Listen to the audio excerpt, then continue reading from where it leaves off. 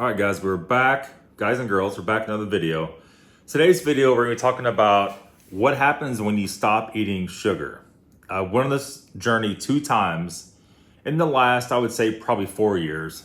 And so I'm going to talk to you my personal opinion and my experiences with doing that. And you have to watch out. It can be very dangerous doing that. The very first thing you have to worry about is cravings. As soon as you try to stop eating sugar, your body is used to sugar, right? You're going to crave sugar. You almost have to go off of sugar slowly. It's almost like, tobacco or something or drinking. You can't just stop abruptly. You cut way back and have a game plan of how to get off of that. Usually you can do sugar within a few days and try not to relapse. The trick is having enough food around to eat and no sugar around that you're not going back to that. The number one issue I always had, in the middle of the day, you'd be starving and there's nothing to eat with no sugar that's quick to fix. And, you could do a lot of things. Really, to be honest with you, the best thing to do, and we found here, is to do the pickled eggs and have them in a jar ready to just go get one. If you don't like pickled eggs, you can find another go-to snack. I guess if you really had to, you can make some hamburger patties or something and throw in the fridge, or pre-make some fish or something that you could just heat up, right?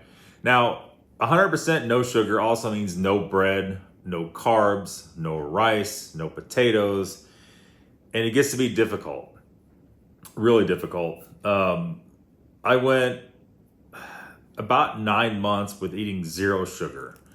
This was roughly, after my blood pressure issues, this was probably, I would say 2019 into 2020.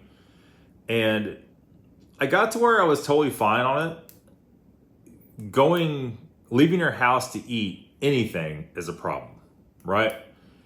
Now, obviously, if you're going to a steakhouse, you can just order a steak. You gotta make sure if the steak is marinated, there's no sugar in it. You gotta make sure nothing's added on top that has sugar in it. A lot of times there is. What'll happen if you're used to eating 0 sugar and you have a little bit of sugar? Instantly dizzy.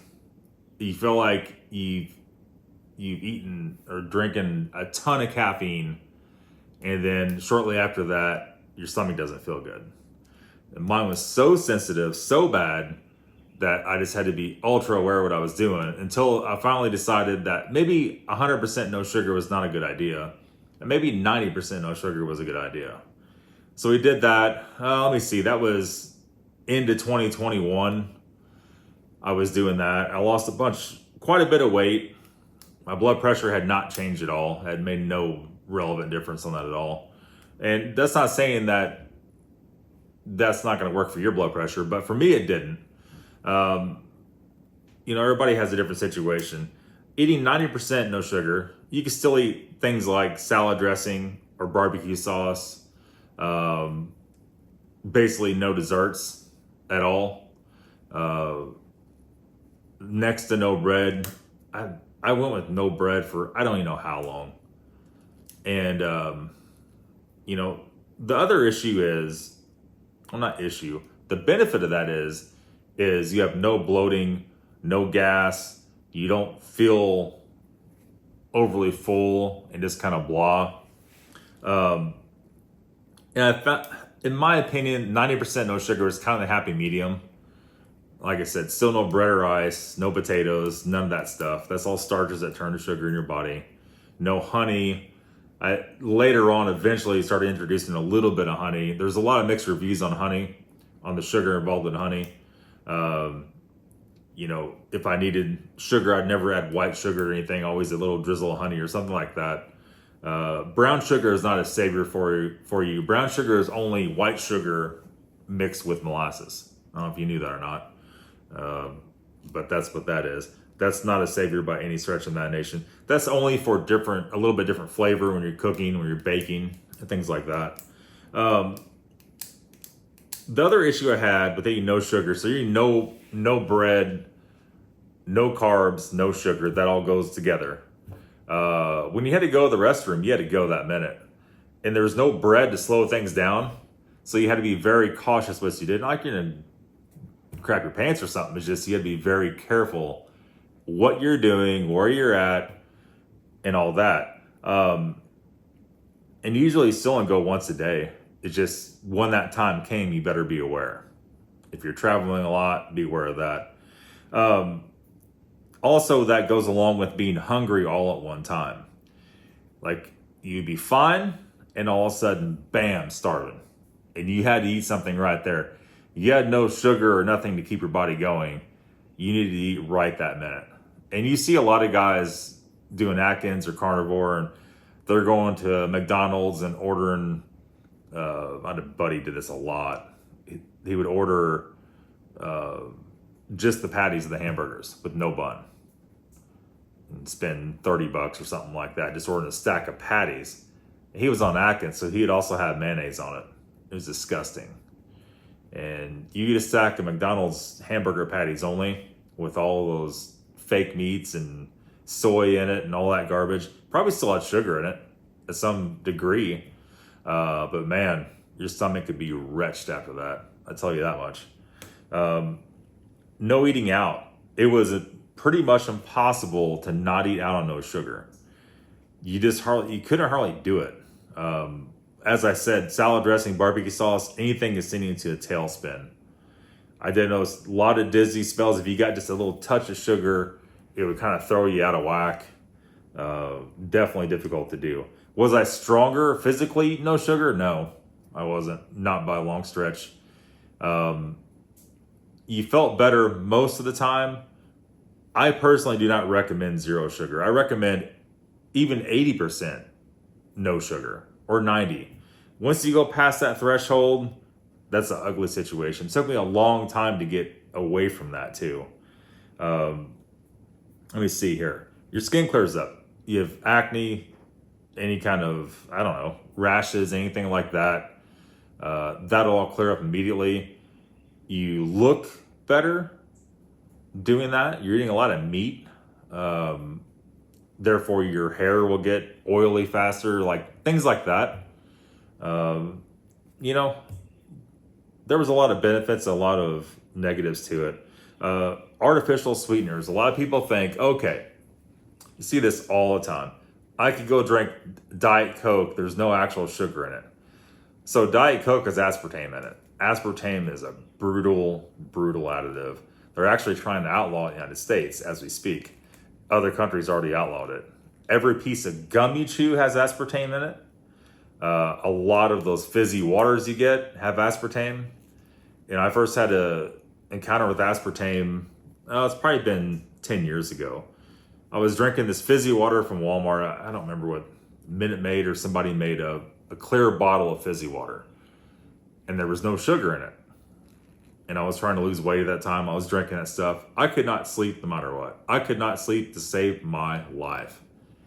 And kind of find out it was the aspartame in that. I think a lot of the non-sleeping issues I have now is very small, but I think a lot of that's gum. Aspartame and gum. I drink that Zevia soda sometimes now. In fact, I'm just talking to my girlfriend about stopping that because I like fizzy stuff. Fizzy stuff does not like me. Like my stomach won't feel good afterwards. Not in a real bad way.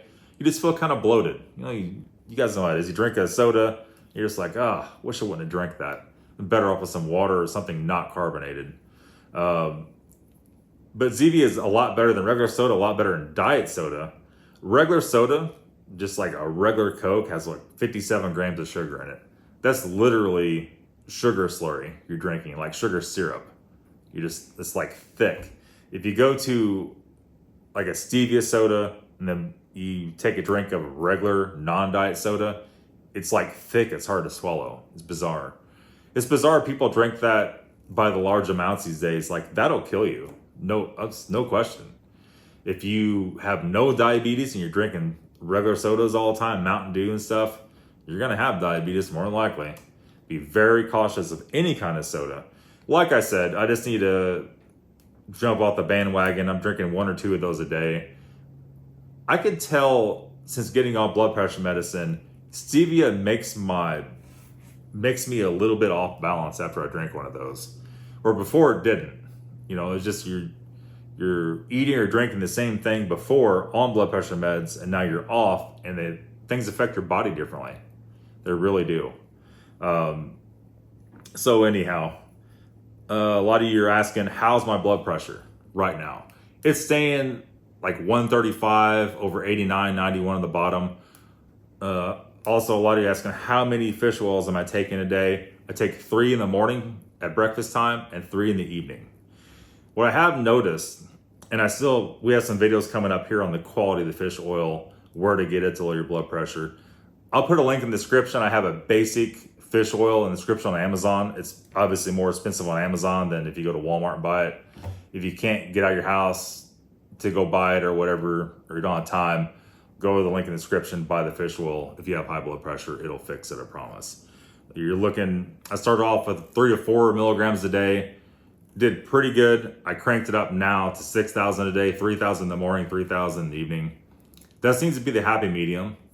When I take the evening dose, about an hour after I take it, my blood pressure is low. Like for me, low, like mid 80s on the bottom low. And, but that's just me. Everybody's different. Your blood pressure may be, I've seen people with blood pressure 75 over 55.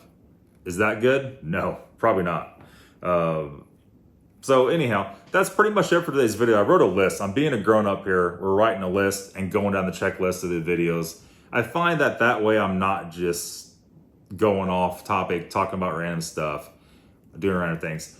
But let me know in the comments if you like these kind of videos. I really enjoy doing these. There's an endless amount of stuff to do, and this beats the hell out of wrenching on cars and working your butt off and raising my blood pressure up. So that's the situation. A lot of guys are in the comments, I thought this was a car channel. You know, the world changes. I don't know what to tell you. I would like to keep doing this. Then you have a lot of doctors in the comments, stay in your lane. If you tell anybody in the comments, or anybody that's making videos or in your life, period, to stay in your lane, that shows how you are as a person, right? So just be warned of that. Anybody that says that to you, be warned of them in general. Jealousy is an ugly thing. You know, that's probably what's going on there. I've seen that for years on YouTube. Anyhow, that's going to be it, guys. Thanks for watching the video today. Have a good day, and we'll see you probably tomorrow.